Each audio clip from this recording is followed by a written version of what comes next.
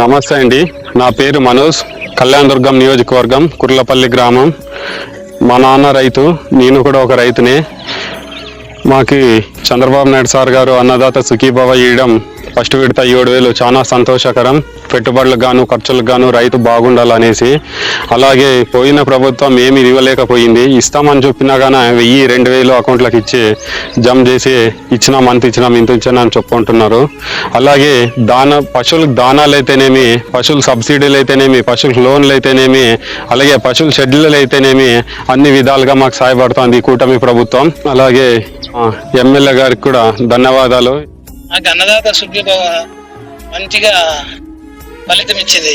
ఎట్లంటే రైతుకి పెట్టుబడికి ఆశ అవుతున్నది. అలమినేని సురేంద్రబాబు గారికి, చంద్రబాబు సార్ గారికి మా యొక్క ధన్యవాదాలు.